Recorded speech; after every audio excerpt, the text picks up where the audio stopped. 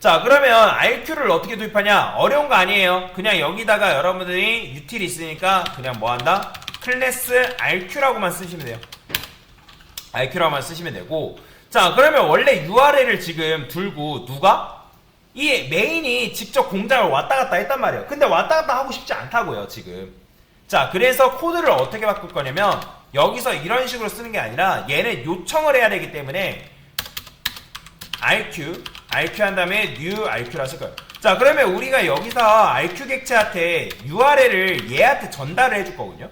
왜냐면 나는 고기를 먹긴 해요. 요청을 해요. 근데 내가 고기를 들고 있다가 RQ한테 주는 게 아니라 고기도 마찬가지로 RQ가 들고 있었으면 좋겠어요. 자, 그래서 여기다가 rq.url 해가지고 URL 이렇게 줘도 된단 말이에요. 아니면 요거를 이렇게 줘도 돼요. 근데 이거를 이렇게 주면 되지만 매번 이런 식으로 URL 변수 만들어가지고 쓰는 게 너무 귀찮다. 그래서 나는 얘가 객체가 태어나자마자 뭐 했으면 좋겠다? 이 URL 품고 있었으면 좋겠다. 이렇게. 자, 그러면 이게 되려면 당연히 뭐가 있어야 돼요? 당연히 생성자 메서드가 있어야겠죠? 그죠? 자, 그래서 여기다가 뭐라고 쓰냐? 스트링 URL이라 쓰고요. 그 다음에 그냥 RQ 쓸게요. 그 다음에 여기다가 string URL this.url 쓴 다음에 URL 이렇게 쓰는 거죠. 이렇게. 자, 그러면 얘가 태어나자마자 이제 R집사가 요 가공할 원육을 가지고 있는 상태인 거죠. 자, 그 다음에 여기서도 util한테 직접 공장을 직접 방문하는 게 아니라 얘는 뭐라고 쓸 거냐면 RQ 한 다음에 get URL get 파람스라 쓸 거예요. 파람스. 파람스. 그 다음에 요것도 마찬가지예요. 파람스라 쓰고 얘는 URL 패스죠.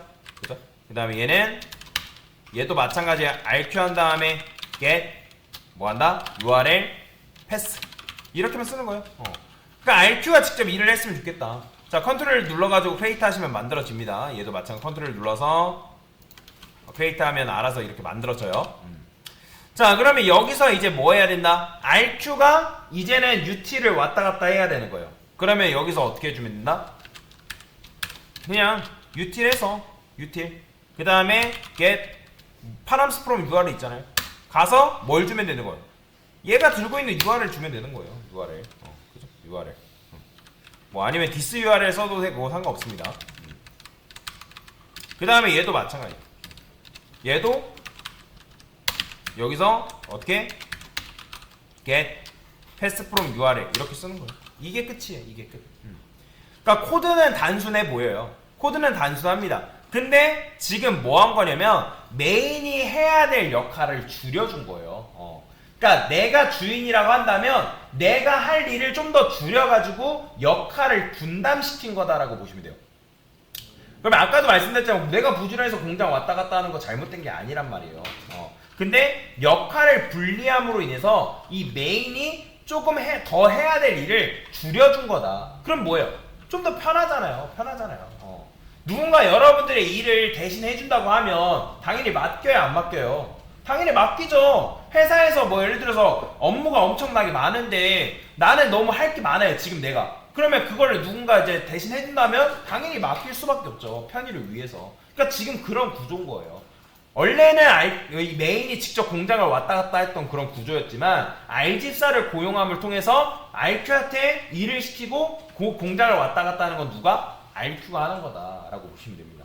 그래서 그냥 지금은 전체적으로 이 추상적으로만 이해를 하셔도 괜찮아요. 나중에 이 RQ의 위력이 나옵니다.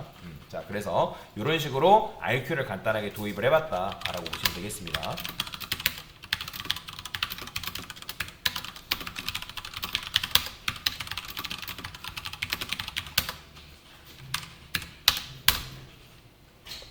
됐습니다.